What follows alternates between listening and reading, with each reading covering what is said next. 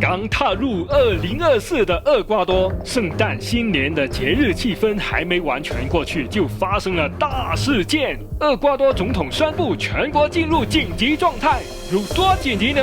是谁在搞事？要实行传说中的军管吗？大家好，我是 J， 我是 KK， 今天就谈谈厄瓜多又紧急状态到底发生了什么事情？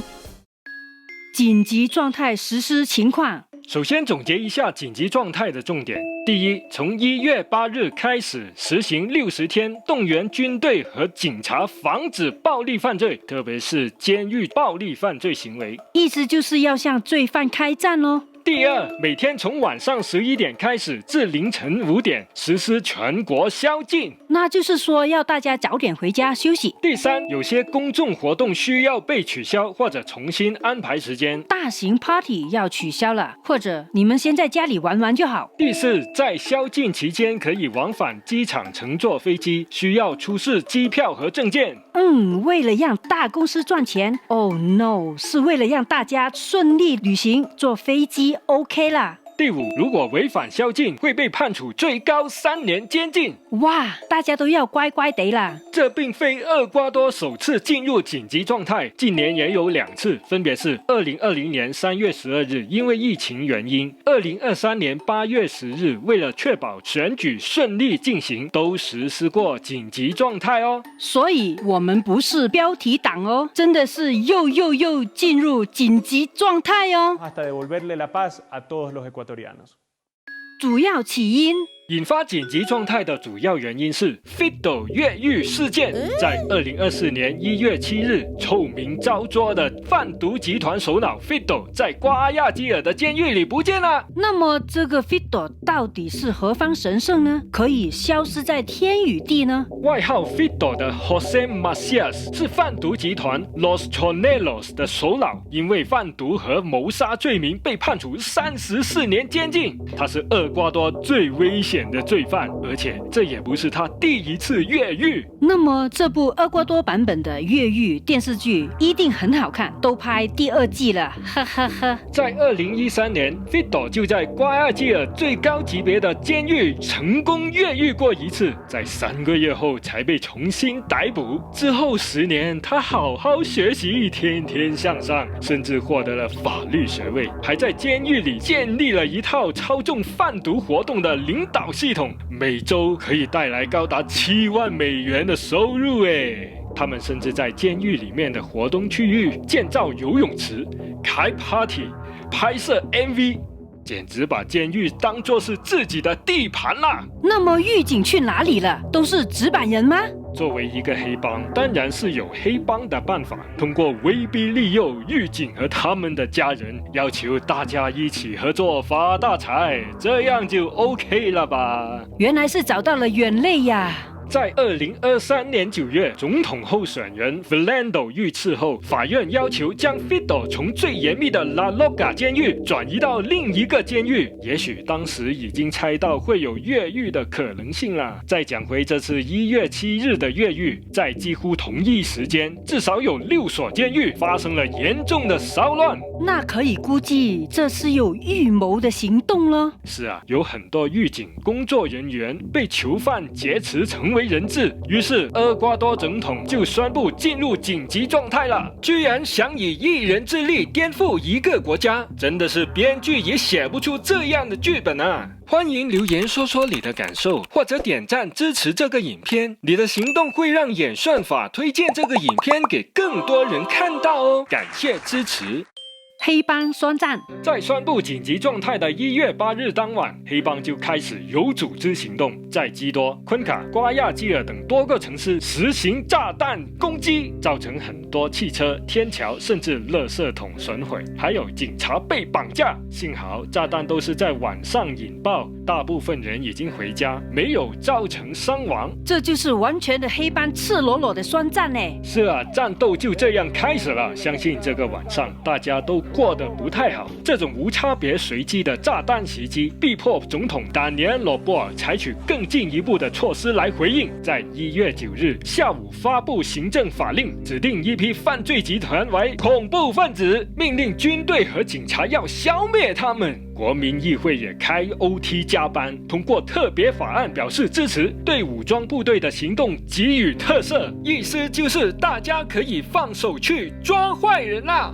我们不会与恐怖分子谈判，总统罗波尔是这样说的。 Nosotros no vamos a negociar con terroristas.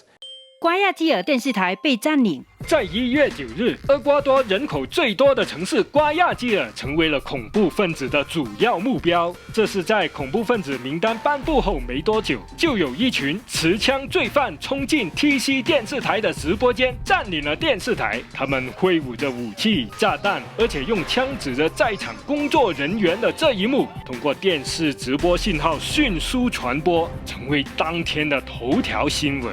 这可以算是一个标志性的事件呢。当我得知事情之后，心想真的要出大事了。通常来说，电视台、医院、学校都是热门的攻击目标。恐怖分子攻入电视台的目的就是想制造恐慌，并且借此机会与政府谈判，甚至宣示自己的主张。但这次事情的发展实在让人有点意外，或者说很厄瓜多风格。这帮恐怖分子有13个人，攻入电视台之后停留在直播间，警察也很快到场与他们开始谈判。就在这个时候，才有人想起应该把枪指着人质的头嘞。这感觉很不专业啊！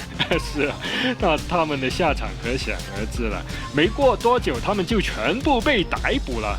看起来全都是10几20岁的初哥，被抓后还哭着叫妈妈嘞。虽然这次的事件没有伤亡，但对于厄瓜多人的冲击是非常强烈的。通过电视直播，恐怖情绪传递得很快，这让当天下午的瓜亚基尔城市陷入了混乱。攻击瓜亚基尔校园。在电视台被占据的同时，瓜亚基尔大学也受到了攻击，学生、老师都用尽办法避险逃生，情况非常混乱。对呀，一度传出有学生被绑架，或者被流弹击中了。恐怖分子还袭击了一些中学，甚至还想控制主干道。瓜亚 Q 真的是变成瓜亚 Q 了。这可能是厄瓜多近年最大的危机，很多人一生都没有见过这样的场景。我希望大家也不会遇到这些危险时刻。厄瓜多可以度过这次危机吗？先说结论，我觉得可以，主要有3大原因。第一，信息公开透明，在危机发生期间，各地政府都有尽快公布重要信息，对于社会上各界人士的建议和批评都有快速回应，大家清楚知道发生什么事，也可以让每个人选择核实自己的对策，这是值得称赞的地方。这个是非常重要啊。第二，没有分裂，团结一致，在议会没有像过往那样陷入无休止的争吵，很快就通过了支持打击恐怖分子的法案。各地政府保持正常运作，并支持安全部门、军队的行动。各地公民、商家都为前线的士兵提供补给和鼓励。可见这次行动是获得了很多人的支持。第三，厄瓜多人的勇气。尽管厄瓜多人有时候做事都是马尼亚纳的态度，但在恐惧面前，很多人没有退缩，有奋力抢救伤者的保全人员，有挺身而出保护学生的老师，也有不收分毫载人回家的巴士司机，还有在电视台被恐怖分子用枪指着但依然保持冷静的记者。在危机关头能够保持冷静、尽力而为，就已经是勇敢的表现。事后，大家对英雄给予支持和鼓励，看到这样，我真的深受感动啊！尽管我认为厄瓜多可以度过这次危机，但造成危机的原因是那些更深层次的问题。这些问题都是累积多年，如果都留给马尼亚纳才去解决，那下次危机爆发的时候，可能就不只是这样子咯。截止今天，那个男人依然下落不明，相信警察的大搜捕不会停止，但黑帮是否会一击死一击鸣呢？希望经过这个事件，大大家认真面对问题，让厄瓜多的黑暗面减少一点吧。你还不知道厄瓜多有多么黑暗吗？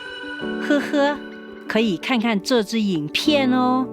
我们是在厄瓜多的频道，感谢你看到最后，请点赞、订阅、分享。我们下支影片再见。